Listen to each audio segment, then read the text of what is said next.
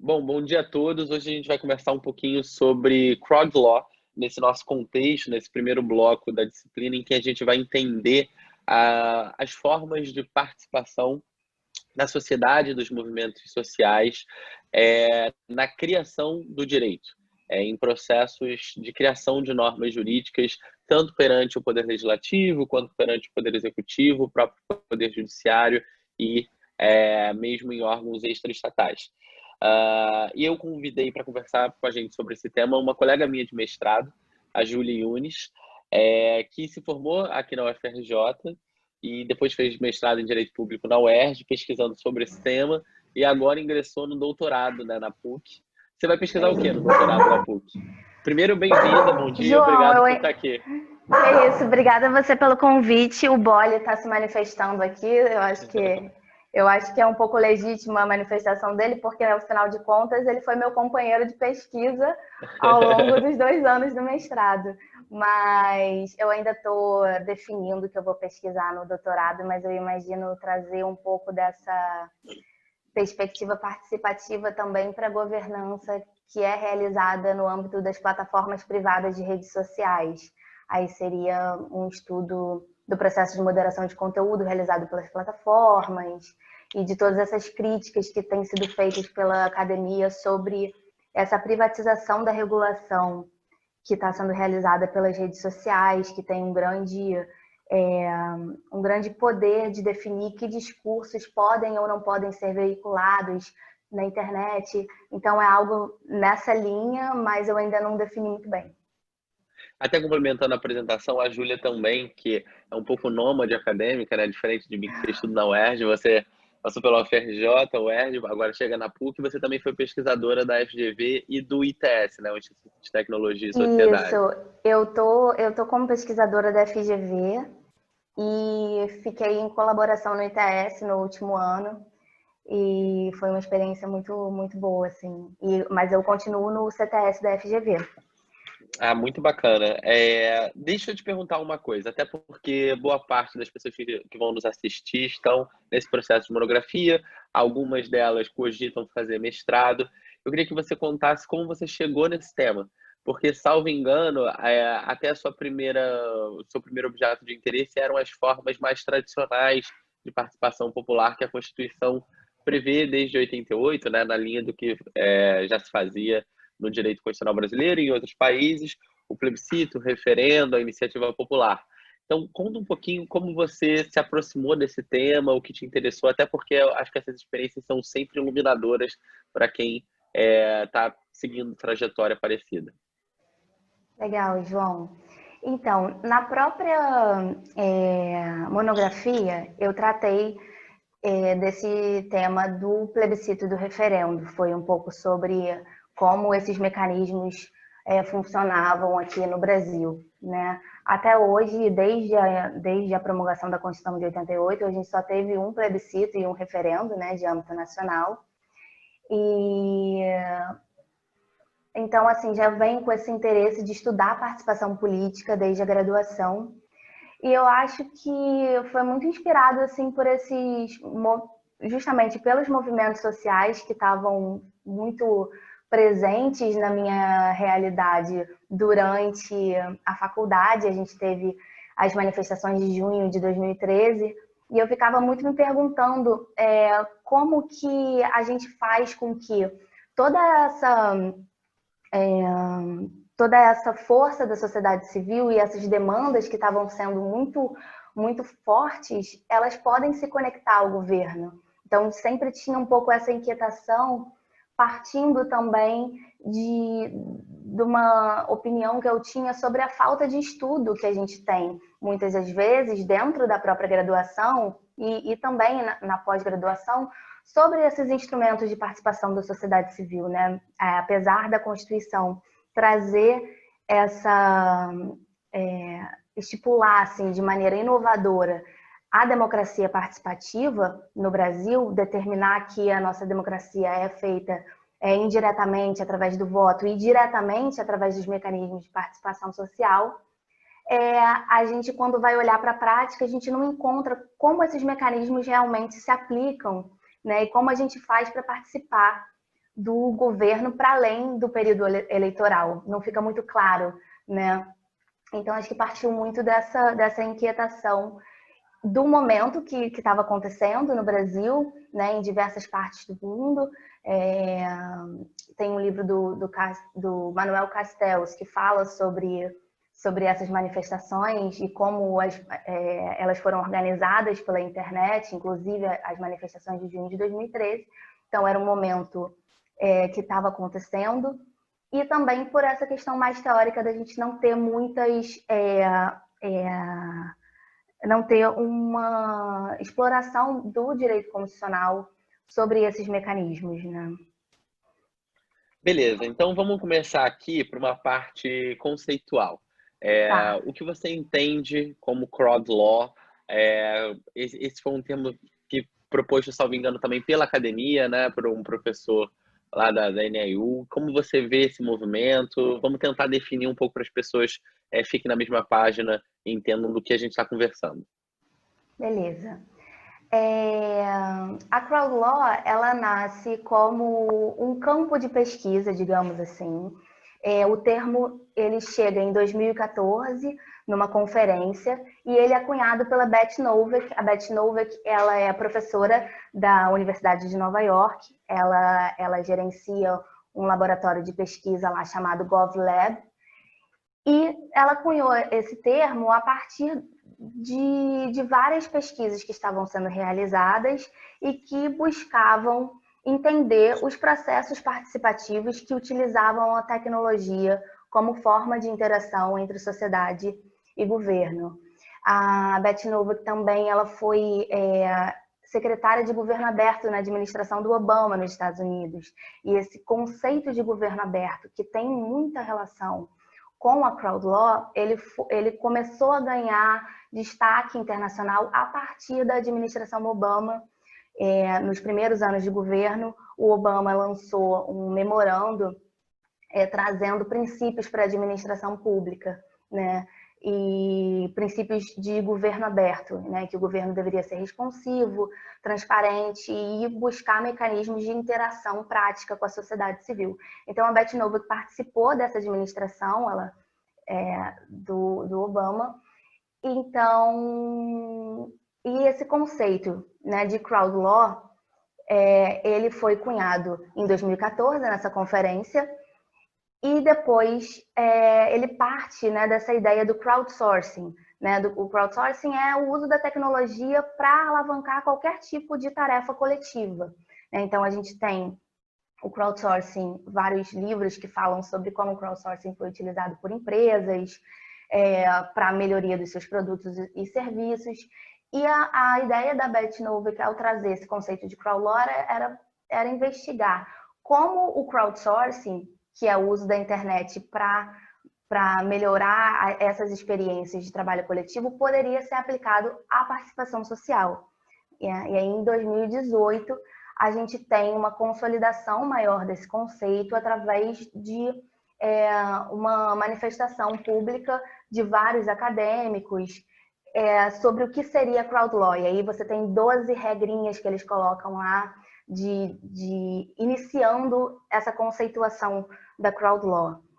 E aí, talvez, é um conceito em expansão, então a gente não tem uma ideia definida e muito específica do que seria. Na verdade, ela foi muito mais uma construção acadêmica, um esforço de se traduzir experiências que estavam acontecendo em diversas partes do mundo, né? Então, eu posso trazer mais para frente algumas características que diferenciariam a crowd law de formas tradicionais de participação, que é o que eu estudei na minha dissertação de mestrado. Beleza, porque na verdade me parece que tem um movimento anterior de abertura do governo a partir dos governos, né, a partir da década de 90, 2000, e a gente tem um processo de expansão bastante acentuado de formas analógicas de participação da sociedade, de especialistas no processo de deliberação pública, com uma explosão de consultas públicas, de audiências públicas. Quando você por exemplo, institucionaliza e procedimentaliza processos como a AIR, né, Análise de Impacto Regulatório, nas agências reguladoras. Geralmente se prevê um período, uma etapa em que pelo menos há uma permeabilidade da administração à opinião de pessoas interessadas, de estudiosos naquele tema. A gente há, por outro lado, também uma intensificação da publicidade na administração pública. Aqui no Brasil, né, a LAI, a Lei de Acesso à Informação, caminha nesse sentido. Mas isso ainda não é crowd law, isso, pelo menos na minha intuição, isso denota uma abertura e uma densificação, talvez, do princípio republicano, do princípio democrático, e, na verdade, como chega esse movimento, que a gente vai discutir daqui a pouco, não sei se está em recessão agora, mas com o advento e o avanço dessas novas tecnologias. Como se dá o encontro dessas duas vertentes, dessas duas tendências? E como se dá isso aqui no Brasil? Como você percebe essas primeiras experiências? Será que, ou quais você estudou, ou quais você identifica aqui no nosso país? Tá. Eu vou tentar responder em duas partes, né? Assim, para a primeira parte da sua pergunta, eu acho bacana uma crítica que a Beth Novak faz sobre as teorias democráticas mesmo. Ela diz que grande parte das teorias democráticas de participação, elas têm um limite, elas têm uma limitação no sentido de que muitas delas, seja da democracia participativa ou da democracia deliberativa, elas não se preocuparam suficientemente em desenhar procedimentos práticos para a implementação da participação, né? E junto disso, então a questão da participação sempre foi muito subjetiva e muito aberta, sem o delineamento de mecanismos práticos. E aí, quando a internet chega, existiu uma grande euforia de que seria uma ampla esfera de deliberação pública, que as pessoas poderiam chegar a um consenso através das redes sociais. A gente hoje vê que não foi bem assim, né? Inclusive, tem vários estudos falando da polarização política, que as redes sociais formam filtros bolha, e também câmaras de eco, em que as pessoas só ouvem aquelas opiniões que são parecidas. Mas o importante dizer é que, além disso, tem uma questão que a internet trouxe maior liberdade de expressão a atores que antes não eram, não tinham esse canal, né, que antes era um canal próprio das mídias tradicionais, as mídias de massa. Só que, ao mesmo tempo, e aí tem uma pesquisa do Hindman, de 2013, que ele fala que a internet é um lugar que muitos falam, mas poucos são ouvidos.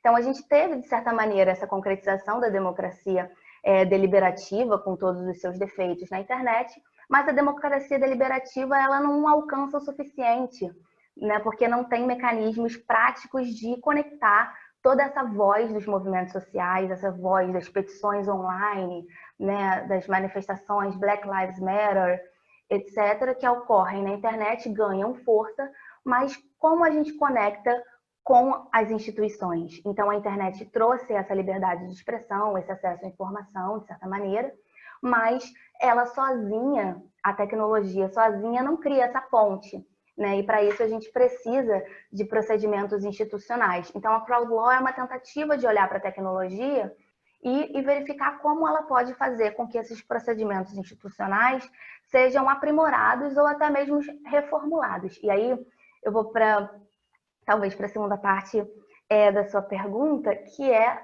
sobre como isso acontece, como isso tem acontecido no Brasil. A gente tem, desde há mais de 10 anos, plataformas de crowd law que foram criadas tanto pela Câmara quanto pelo Senado Federal. E interessante perceber que mesmo tendo sido criadas há tanto tempo, né, isso fica um pouco fora do radar, né? E existe muito... E essas plataformas, elas são criadas para interação e participação dos cidadãos no processo legislativo, que foi o tema da minha pesquisa de mestrado. Então, a ideia foi, falei assim, olha, eu vou então investigar essas plataformas e ver se esses instrumentos de participação que estão sendo trazidos pela essa plataforma efetivamente são instrumentos de participação, porque às vezes dizem que é participação, mas não é participação, e verificar como esses instrumentos eles estariam talvez reformulando os nossos próprios instrumentos tradicionais trazidos pela Constituição, que é o plebiscito, o referendo, a iniciativa popular de lei. E eu também fiz uma comparação com as audiências públicas. Então, a gente tem vários instrumentos que eu tenho até, depois, se for legal, posso compartilhar contigo um slide para ter um apelo visual, talvez explicar melhor, mas são instrumentos que realmente reformularam em certa medida, né? Para te dar assim, só um exemplo rápido. Na plataforma do Senado, a gente tem um instrumento que é a ideia legislativa. A ideia legislativa, assim como a iniciativa popular de lei, ela tem como objetivo ser um instrumento de pauta política, né? A iniciativa popular seria um instrumento, ou deveria ser, para que os cidadãos possam propor projetos de lei. E aí, quando a gente vai pensar no papel da tecnologia para aprimorar os instrumentos existentes, a gente vê que a iniciativa popular, por exemplo, em 30 anos de Constituição, nós temos apenas 5 propostas que foram enviadas para o Congresso Nacional, e nenhuma dessas 5 propostas, apesar de 4 terem sido aprovadas, nenhuma dessas 5 propostas foi aprovada formalmente como uma iniciativa popular de lei, porque as assinaturas não são verificadas. Né? Geralmente ocorre a propositura do mesmo teor da proposta por um grupo de deputados e senadores, né? Que eles chamam de adoção do PL. Exato. E isso parece funcionar de modo análogo com essa questão da ideia legislativa submetida via plataforma. Então, a questão é que, como você não tem um mecanismo, uma tecnologia adequada para as assinaturas, para certificar se as assinaturas são realmente daquelas pessoas, a iniciativa popular praticamente não foi utilizada conforme indicada na Constituição. E aí você tem a crowd law como a aplicação da tecnologia para viabilizar esse instrumento de iniciativa popular já existente. A gente tem, por exemplo, o Mudamos, que foi um aplicativo desenvolvido pelo Instituto de Tecnologia e Sociedade para que as pessoas pudessem assinar digitalmente esses projetos de lei, e aí isso acabaria com o problema da certificação das assinaturas. Isso é uma possível aplicação de crowd law, né? Você coloca a tecnologia para viabilizar um processo que já existe. Aí, trazendo agora as ideias legislativas. A ideia legislativa seria um exemplo de crowd law, não para viabilizar uma ferramenta que já existe, mas para reformular essa ferramenta e trazer um procedimento totalmente novo. Qual é esse procedimento totalmente novo trazido pelas ideias legislativas? Você chega lá na plataforma, qualquer cidadão pode enviar uma ideia, né, e ter essa possibilidade de pautar politicamente determinada matéria. Júlia, deu uma travadinha. Será que a gente pode voltar só da parte da ideia legislativa, que não é para visibilizar o procedimento que já existia antes, mas para... Perfeito. Mas para criar um procedimento totalmente novo, né? Reformulando, então, esse momento do processo legislativo, que é um momento de pauta política, né? De propor um projeto. Então, a ideia legislativa, ela não é só a aplicação da tecnologia, ela tem a aplicação da tecnologia e uma outra característica da crowd law, que é trazer uma viabilidade para o procedimento e uma flexibilização dos requisitos que são muito rígidos de participação, geralmente. Então, como é que ela funciona? Qualquer pessoa pode chegar na plataforma, enviar uma ideia, que aí tem um limite, né? E aí você já tem uma facilitação, porque para você enviar uma iniciativa popular, você precisa atender todos a certos requisitos técnicos que são exigidos para a elaboração de um projeto de lei. Na ideia legislativa, você não tem. Então, essa barreira, de certa maneira, é minimizada, né? Essa barreira técnica. Então, você envia ali a sua ideia e se você conseguir 20 mil apoios de outras pessoas num período de 4 meses, essa ideia é, então, analisada pela comissão, que existe uma comissão dentro do Senado de legislação participativa, e se aprovada pela comissão, essa ideia é transformada em um projeto de lei. Então, assim, comparando com a iniciativa popular, ela tem um caráter facilitador, né? Na forma como você envia, de você utilizar a tecnologia e os apoios das outras pessoas serem realizados diretamente na plataforma. Então, existem uma série de características que seriam próprias da Crowd Law, que facilitariam esse acesso, né, ao parlamento. E uma outra característica seria essa... não só você procedimentalizar a participação, como você institucionalizar essa participação dentro do processo legislativo, né? Que isso é uma outra característica da Crowd Law, que é você fazer com que a participação esteja conectada aos processos institucionais de tomada de decisão.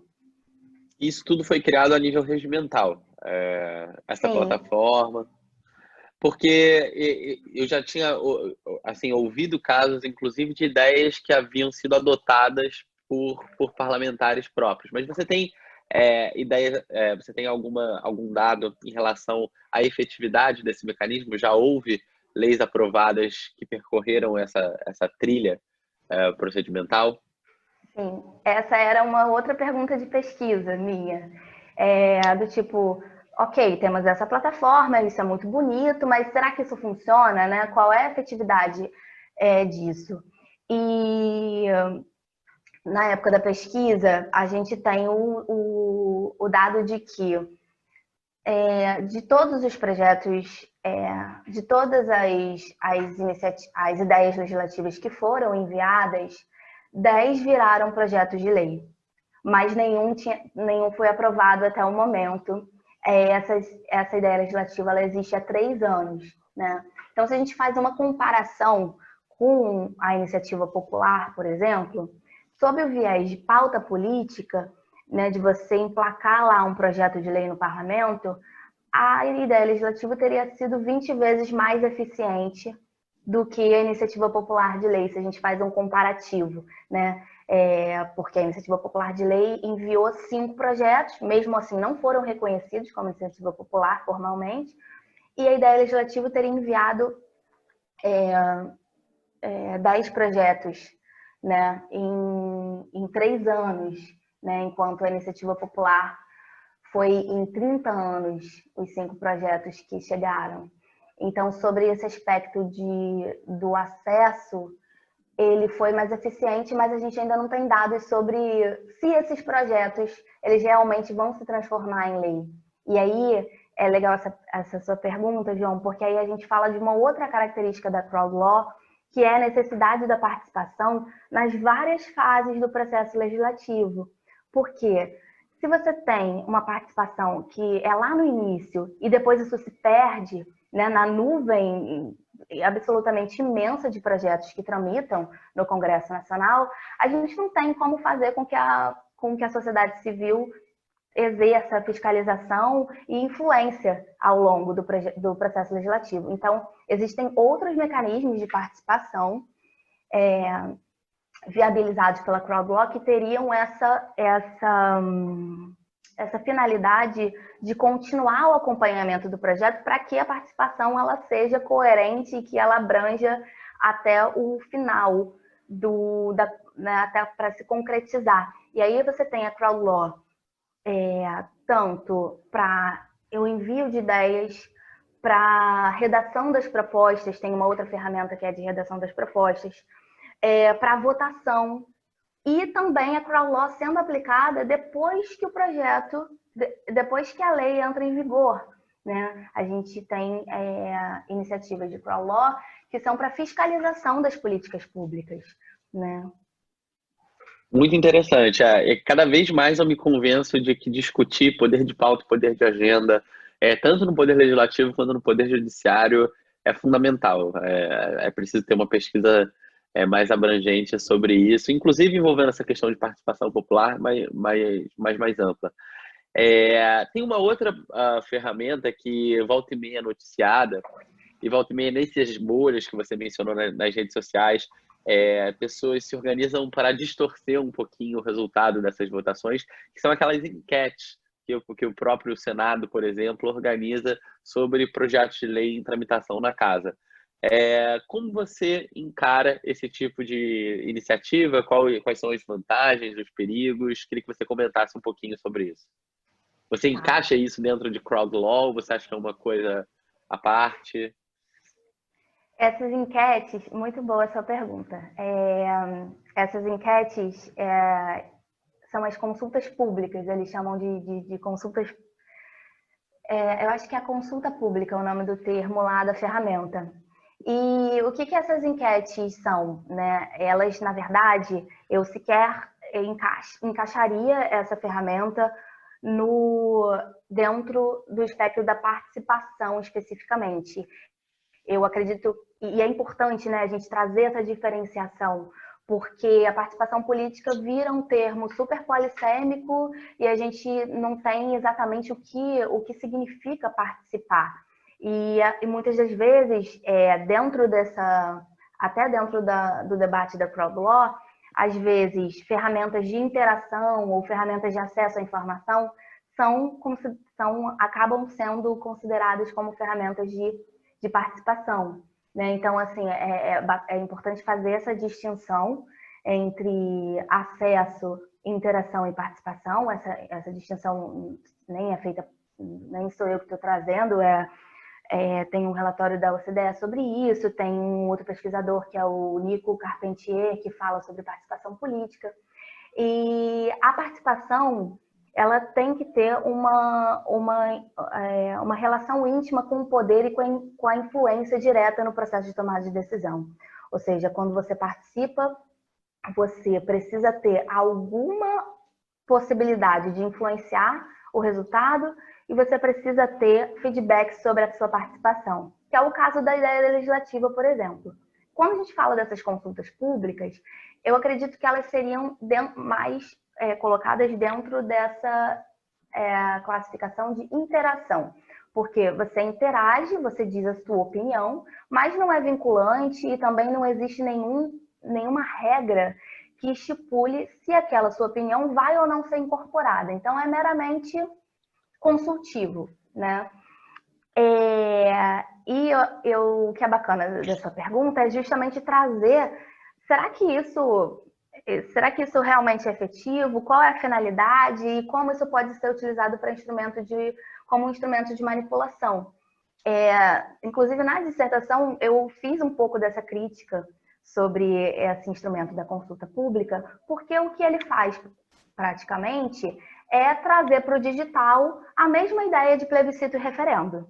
Né? Ele não traz uma refinação de procedimento no sentido de explorar o conhecimento, a expertise do público. Ele seria um instrumento que, a meu ver, da forma como ele está sendo colocado, ele só ressalta a polarização política porque ele nos obriga a participar dentro do espectro Sim de ou sim não? ou não, né? Então, isso é muito bacana porque a gente vê que não é só empregar a tecnologia quando a gente fala de crowd law, porque senão a gente simplesmente vai reproduzir a mesma burocracia e os mesmos procedimentos que não funcionam do espaço físico para o digital. Então, assim, o que eu vejo dessa ferramenta de consulta pública funcionando, foi até uma coisa que eu tentei colocar ali na dissertação, é que se essa ferramenta de consulta pública fosse utilizada como um mecanismo de pressão para avançar o projeto. Assim, tinha um projeto lá, que agora não vou me lembrar exatamente, posso até pesquisar aqui, que era um projeto que na consulta pública tinha recebido mais de 1,5 milhão de votos sim. E aí, quando você vai comparar, você fala, pô, mais de 1,5 milhão, ele já teve ali os votos correspondentes para uma iniciativa popular de lei, né? Então, poxa, será que não seria razoável você estabelecer pelo menos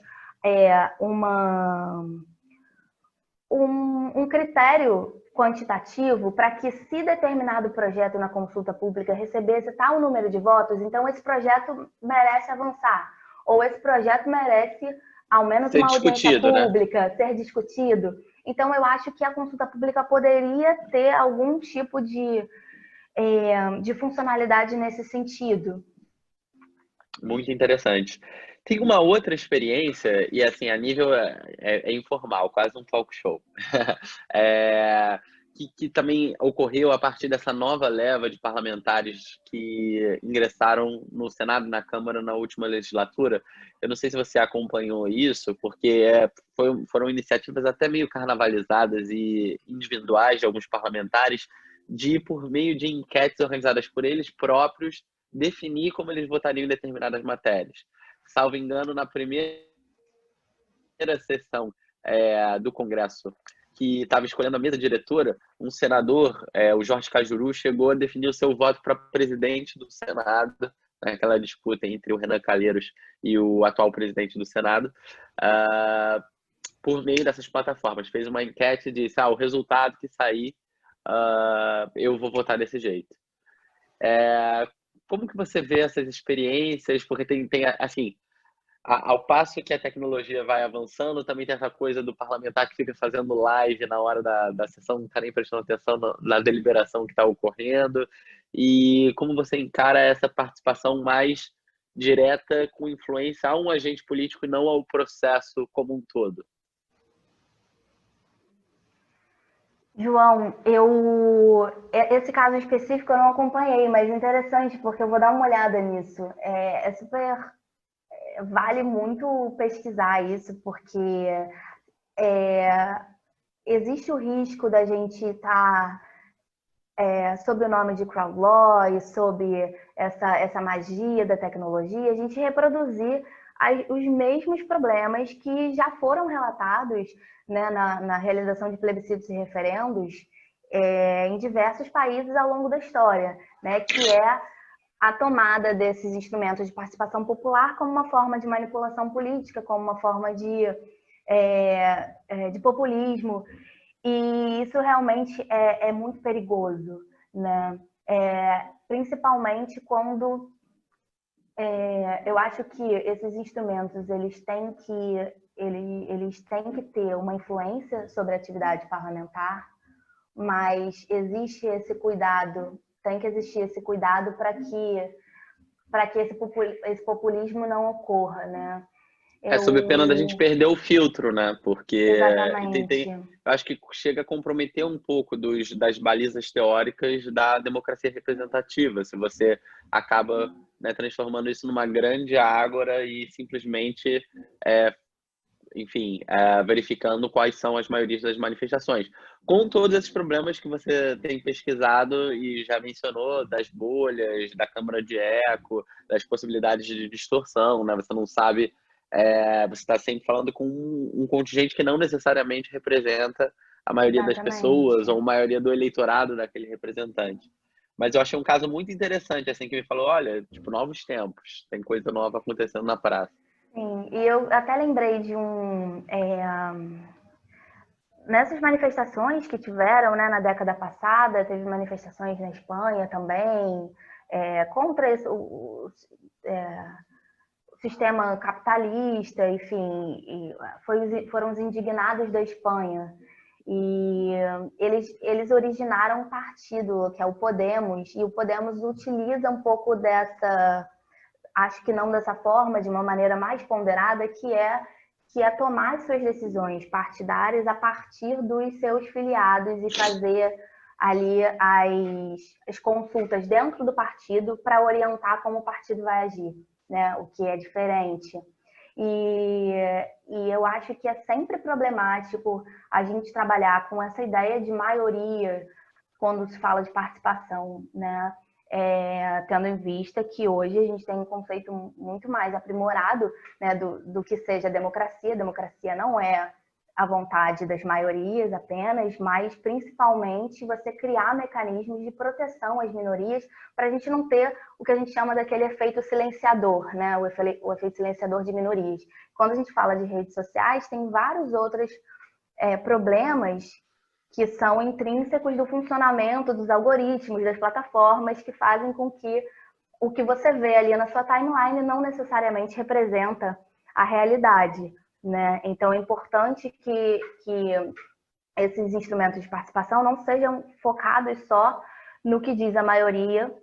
E o que me lembrou agora, eu queria só trazer um exemplo de um outro instrumento de crowdlock que tem na plataforma, que ele tenta ele traz uma perspectiva diferente para como a gente pode organizar esse sistema de votação e de expressar a opinião popular. É a pauta participativa. Ela é uma ferramenta que está em experimentação ainda, e essa é uma outra característica da CrowdLaw, você experimentar processos, ver se eles funcionam, se eles não funcionarem, adaptar. Isso é algo muito importante, porque muitas das vezes a gente tem uma rigidez na democracia que faz com que os instrumentos fiquem defasados e a gente não consiga mais utilizá-los, né? Como é o caso do plebiscito, referendo da iniciativa popular. Então, essa experimentação é muito importante e é uma ideia que a CrowdLaw traz. Então, tem essa ferramenta de pauta participativa que é para que as pessoas possam escolher qual vai ser o projeto de lei a ser votado em plenário. E aí, isso é interessante também porque essa decisão sobre os projetos de lei que vão ser votados é uma decisão altamente centralizada, né, no processo legislativo. E aí é uma forma de você descentralizar e fazer com que aqueles projetos que foram pautados lá no começo ganhem a chance de efetivamente serem votados. Então, nessa ferramenta, eles não escolhem o projeto que ganhou maior número de votos, por exemplo. Eles utilizam um sistema de votação que é denominado D21, que escolheria aquele projeto no qual existe um maior consenso, né? Então, eles fazem um sistema lá e aí o projeto que seria enviado para votação em plenário não é o que recebeu a maioria dos votos, mas o que demonstraria ali um maior consenso, ou seja, nem muita gente disse não e não necessariamente muita gente disse sim, mas foi o projeto que chegou ali no caminho do meio. Eu acho isso super interessante, como uma maneira da gente reformular o que seria essa ideia de maioria, né, dentro dos processos decisórios. Eu acho que conectada a essa preocupação, no Brasil a gente também tem que levar em conta outra, que é a própria acessibilidade à internet e, enfim, às redes sociais de forma com maior qualidade, com maior velocidade de banda. Porque, salvo engano, ainda não está implementado em países, talvez tenha uma experiência ou outra mais local, mas esse processo de deliberação direta por meio de plataformas digitais, em substituição aos processos de voto tradicionais.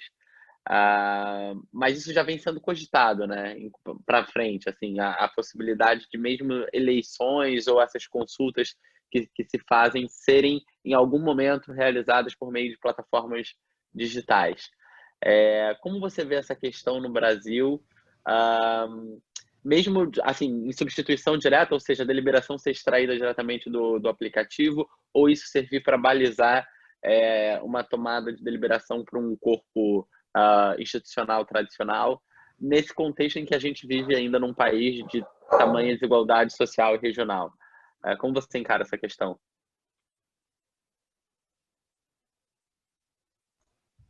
Desculpa, o Bolle se manifestou novamente. Sem problema, o Bolle é sempre super bem-vindo. Depois eu vou botar a carinha dele aqui para vocês conhecerem.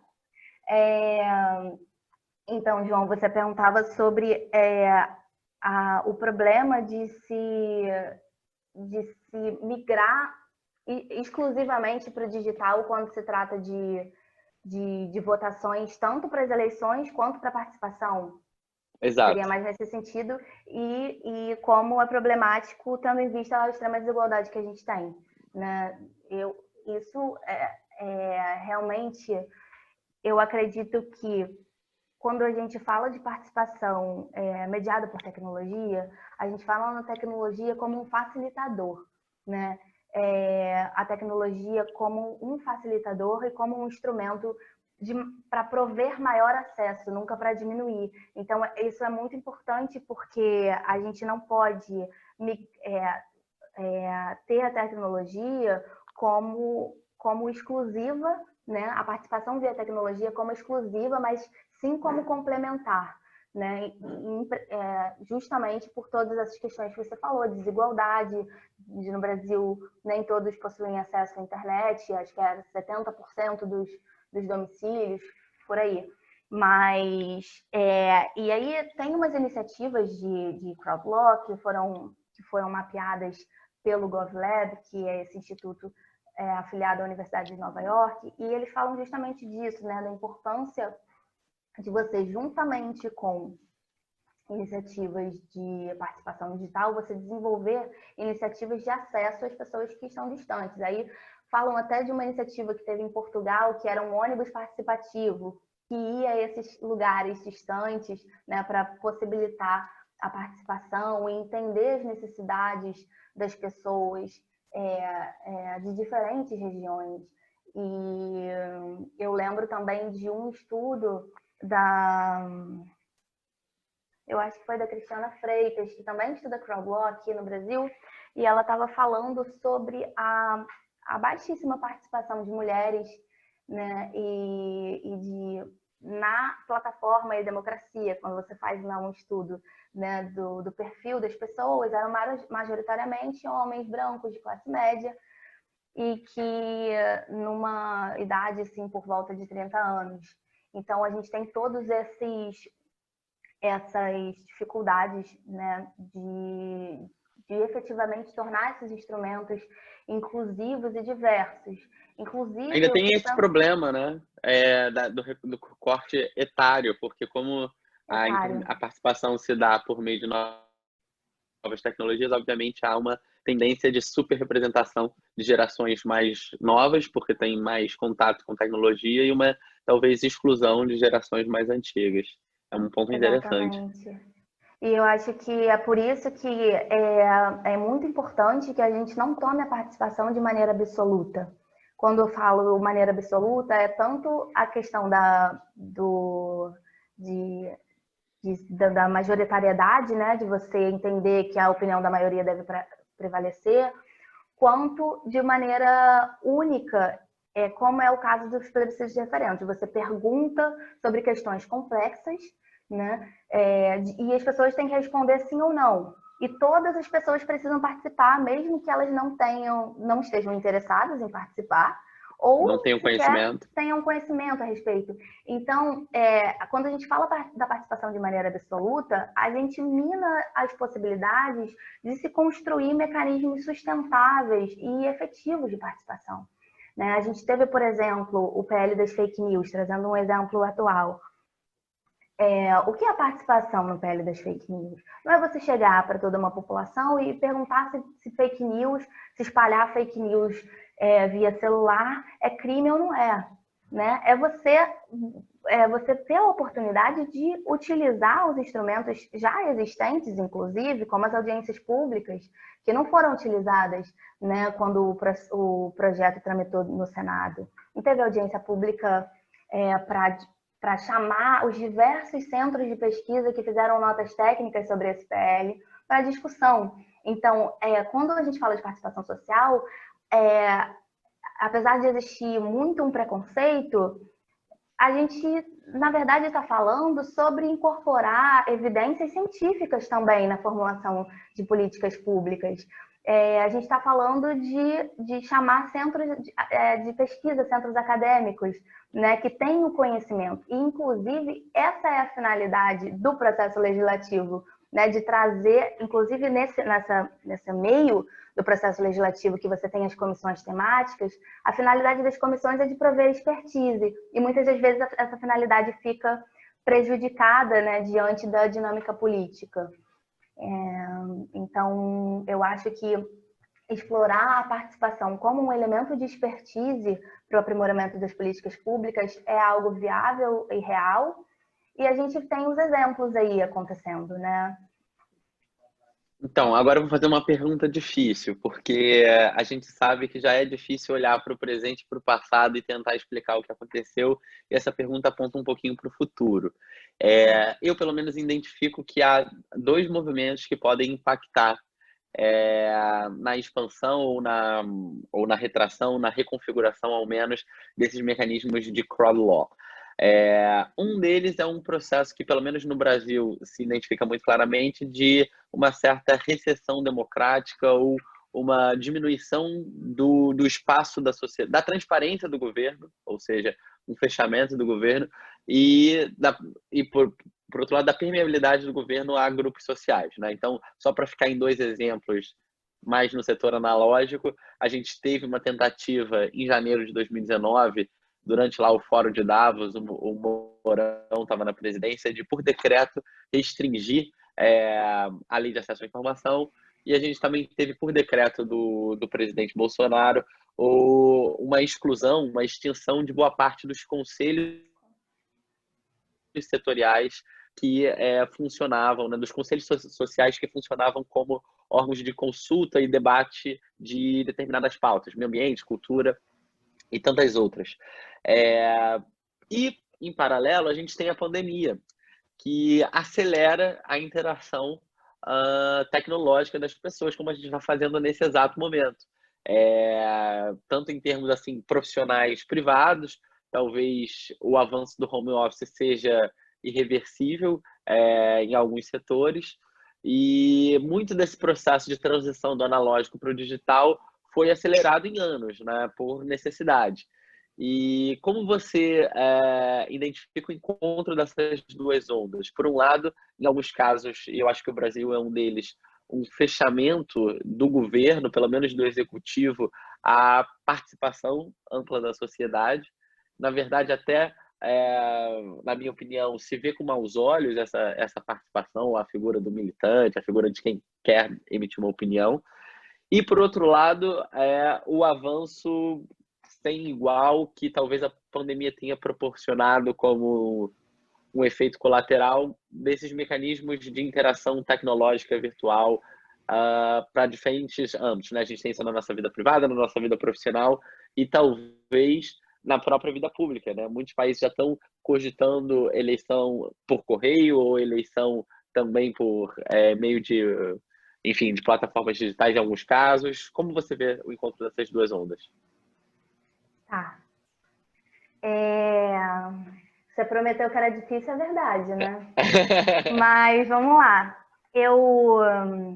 Você falando, eu lembrei de um artigo recente do Yuval Harari, e ele fala exatamente sobre como esse momento de pandemia nos coloca à frente dessa como eu posso dizer? Não uma decisão, né? Mas desse momento de dois lados, né? Que é você utilizar a tecnologia para fins de vigilância estatal e de concentração de poder, que é o que acontece em muitos lugares, né? Como na China, por exemplo, você tem a tecnologia sendo utilizada para fins de monitoramento dos cidadãos, tem um sistema de crédito social em que as pessoas, inclusive, são limitadas de acesso a certos direitos fundamentais com base no score, né? Nos pontos que elas têm. Então, diversos campos da vida da pessoa são analisados e elas têm uma pontuação. De acordo com a sua pontuação, você tem ou não acesso, inclusive, a transporte e uma série de questões. Então, a gente tem a tecnologia dentro do que hoje é denominado de capitalismo de vigilância, né? Um capitalismo que das redes sociais e das plataformas que rastreia os dados para fins de lucro, né? E cria esses filtros bolha que, consequentemente, vão resultar em polarização política. Então, a tecnologia, é sempre bom a gente lembrar que a tecnologia não é neutra e dentro da internet e da tecnologia existe uma forte disputa de poder, né? A gente tem essa liberdade, acho que é o Ryan Calo que fala, né, de como a gente ainda tem que ver como essa disputa entre liberdade e controle que a internet nos coloca e que a tecnologia nos coloca será resolvida. Então, acho que isso é uma disputa que vai sempre existir, né? Então, mas ao mesmo tempo que a tecnologia e a internet, ela é um mecanismo de controle, ela também pode ser um mecanismo de liberdade. E eu acho que esses dois exemplos que você citou, João, né, da tentativa de restrição à lá e dos conselhos, foram assim direto no meu coração, porque foram os dois exemplos de governo aberto que a gente tem aqui fortes no Brasil, né? A gente tem o Marco Civil da Internet, trazendo a internet como um mecanismo essencial para o exercício de diversos direitos e trazendo a necessidade de uma governança multiparticipativa da internet. A gente tem a Lei de Acesso à Informação e a gente tinha, né, o Conselho de Participação Social, que são exemplos fortes de governo aberto e que estavam sendo e que, né, estão sendo ainda ameaçados. Mas essa ameaça, ela traz não só um perigo, mas também traz como é evidente, como é necessário, né, o uso desses mecanismos. Se eles estão sendo ameaçados por uma tentativa, né, de certa maneira tirana, a gente vê que é porque eles fazem efeito, a gente vê que é porque eles têm uma finalidade. Então, eu vejo que a tecnologia, ela sempre vai ser, na verdade, uma forma de manifestação das nossas próprias convicções, das nossas próprias ideais, seja de controle, seja de liberdade, né? Você tem, por exemplo, aí falando da questão das votações online, você tem muita gente pensando sobre tecnologia blockchain, como ela pode ser utilizada para viabilizar, né, interações mais seguras. A gente fala também muito de identidade digital, né? E aí, dentro do contexto da identidade digital, a gente tem também a liberdade de controle. Se você tem uma identidade digital, pode ser tanto um mecanismo para vigiar, para um vigilantismo dos cidadãos, como acontece na China, pelo sistema de crédito social, como um mecanismo de autonomia se você desenvolve, por exemplo, o que hoje estão chamando de identidades autossoberanas, em que o próprio usuário tem controle dos dados. Então, eu posso apresentar minha identidade para realizar uma negociação e eu vou apresentar especificamente aqueles dados necessários para a negociação. Eu não preciso dizer outros dados, por exemplo, o nome da minha mãe, o nome do meu pai, para realizar uma negociação, ou outros dados referentes aos meus dados sensíveis, né? Então, não sei se você... Eu acho que o João travou.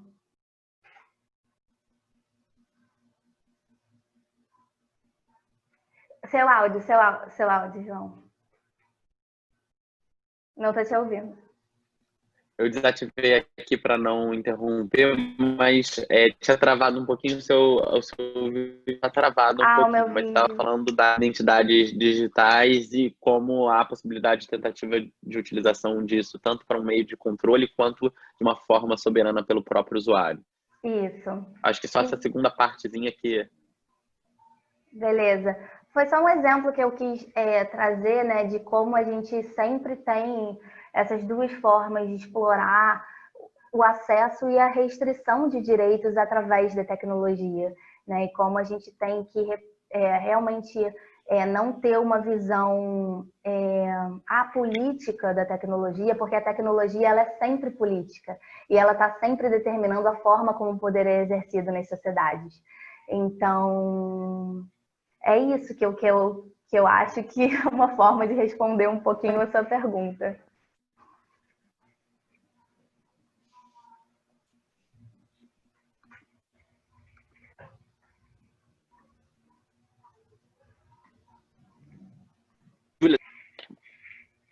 Deu uma travada aqui, eu não sei se é a minha internet ou a sua. Tá travando um pouquinho, mas deixa eu ver aqui se voltamos, só para fazer a última perguntinha. Tá. Até porque eu já abusei do seu tempo. Tá me ouvindo? Não, que isso, tô ouvindo.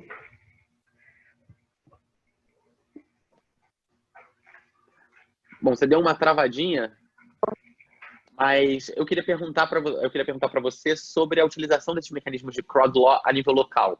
Porque a gente tem essa mania, né, de quando fala em democracia, deliberação política, se lembrar só do plano nacional e pensar em deliberação nacional nessas deliberações políticas mais glamurosas. Mas eu queria que você comentasse um pouquinho experiências e talvez o potencial que a crowd law pode ter a nível dos estados, mas sobretudo no nível das prefeituras, das cidades onde as pessoas realmente vivem. Perfeito.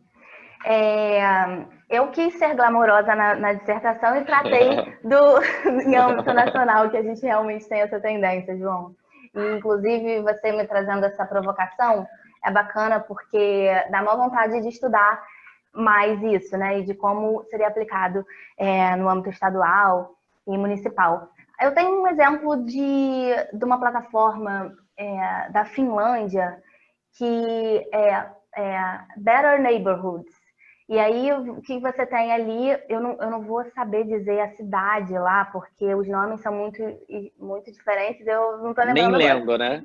Também nem lendo você vai.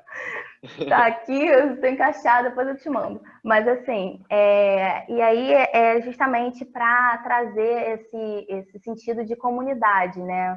E é um pouco parecido com a questão do orçamento participativo, né? De que as pessoas da cidade escolhem para onde vai ser direcionado o orçamento, ou seja, vamos construir um parque aqui, vamos construir uma praça, né? Não, então a gente vai utilizar para fazer outra coisa, para construir uma escola, né? Assim, para fazer uma reforma.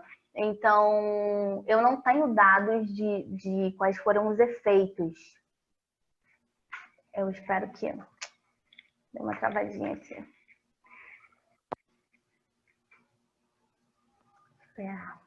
Deu uma ligeira travadinha, mas vamos percebi. lá. Tá falando Eu pausei, assim, percebi a travadinha. Mas eu não tenho dados sobre os impactos. Provavelmente eu citei outros exemplos que eu não consigo lembrar agora. Inclusive, eu confesso que antes da nossa reunião eu tava, gente, deixa eu dar uma olhadinha aqui rapidinho para eu ver, porque é muito engraçado isso, né? A gente escreve e depois a gente fica estudando a gente mesmo. Mas eu lembro desse exemplo que é local. Lembro do exemplo do Podemos, que não é especificamente para traçar as políticas de determinada localidade, mas é uma atuação próxima dos partidos, né? E realmente você me fez uma ótima provocação, porque, quem sabe, eu não pesquiso mais a aplicação da crowd law no âmbito local. Porque eu sei que em aqui no Barcelona Brasil, tem muito. A prefeita de lá, inclusive, é do Podemos, né? Era uma ativista em relação a essa questão de gentrificação, especulação imobiliária. Mas aqui no Brasil houve, na década de 90, algumas experiências do PT de então de tentar alavancar o orçamento participativo. Houve isso em Belém, com Edmilson Rodrigues, houve isso também em Porto Alegre. Mas, claro, né, na década de 90, ainda totalmente analógico. Essa questão tanto de orçamento, talvez de plano diretor, mas sobretudo de atividades de zeladoria urbana, eu acho que poderiam ser muito beneficiadas por um mecanismo de interação, onde as pessoas pudessem colocar fotos e, enfim, participar e talvez se organizar, né, de alguma forma, tanto para cobrar demandas públicas, mas para fazer uma autogestão de espaços urbanos de onde região onde moram. E isso me parece pouco discutido. É verdade, você me lembrou aqui, parece que dentro do campo de estudo de cidades inteligentes, existe uma falta, né? Existe uma falta, eu acho. Há uma carência de estudos sobre isso, sobre como os cidadãos, né, do local participam da gestão da cidade inteligente, mas ao mesmo tempo já tem pessoas estudando isso. Tem um artigo tem um artigo que fala sobre a participação dos cidadãos em elaborar juntamente essas grandes plataformas as políticas para a cidade. Então, você tem aí, eu não sei dizer exatamente se isso foi algo implementado ou isso era uma proposta do trabalho, né? De você ter os cidadãos discutindo, por exemplo, com o Airbnb, em que você tem toda uma problemática. Isso muito em Barcelona, parece que eles têm essa linha de pensamento, né? De como essas plataformas de hospedagem, como Airbnb, aumentam o custo local para as pessoas alugarem, né, as suas moradias e viverem. E aí, como haveria necessidade dos cidadãos, junto com essas empresas, formularem uma alternativa, né, seja por um zoneamento, né, dos locais que poderiam ou não ser alugados, enfim, e para melhor gestão da cidade, né? E hoje a gente também tem um debate, que eu acho que a participação social tem algum lugar nesse debate, que é sobre os dados que são coletados dessas empresas e como esses dados devem ser direcionados para finalidades públicas. Você tem a Uber, por exemplo. A Uber tem uma quantidade de dados absurda sobre como funciona a nossa cidade em relação de trânsito, lugares que são ou não mais acessíveis, e como esses dados da Uber podem ser utilizados para o governo para melhorar políticas de transporte, né, melhorar políticas de acessibilidade, enfim, uma série de questões que no sentido de trazer, né, valores públicos e finalidades democráticas para a forma como essas plataformas funcionam, né? E talvez uma plataforma dessa a nível local também pudesse contribuir para a atenuação de um outro problema nosso tradicional, que é o clientelismo, né? De você ter que ter um vereador para reclamar de um conserto da praça ou do asfaltamento da sua rua. Se isso pudesse ser feito de maneira mais impessoal, mais técnica, né? Por meio de uma plataforma tecnológica, talvez a gente pudesse romper com esses vícios, desses currais eleitorais em que você precisa eleger o vereador do bairro para cuidar daquela região. Júlia, muito obrigado. Eu acho que a gente conseguiu em uma hora antes sobre CrowdLaw, foi ótimo. E eu queria te agradecer, topado, por ter aceitado esse convite. E muito obrigado mesmo. É isso, João. Obrigada a você. É sempre um prazer falar do nosso tema do coração. E estou sempre aberta aí para discutir. Queria já divulgar, fazer um merchandising que finalmente a minha dissertação vai ser publicada pela Lumen Uris, se não no final do ano, talvez no início do ano que vem, mas divulgar e compartilhar essa felicidade aí de finalmente ter o trabalho divulgado. E parabéns, porque é um trabalho pioneiro, super relevante, né? Com certeza vai estar na ordem do dia de votação, de discussão. E super parabéns, de novo, muito obrado. Deu umas travadinhas agora no final, mas acho que não comprometeu. Faz parte. E é isso. Na verdade, você voltou ainda que virtualmente, que é o que dá para fazer, à sua casa, né? O pessoal da UFRJ. Que, na verdade, também foi assim, super bacana ter essa experiência para mim. Tô me despedindo desse ciclo de 2 anos. E é isso. Super obrigado, super abraço. Até mais. Para você também, querido. Um beijo. Tchau, tchau.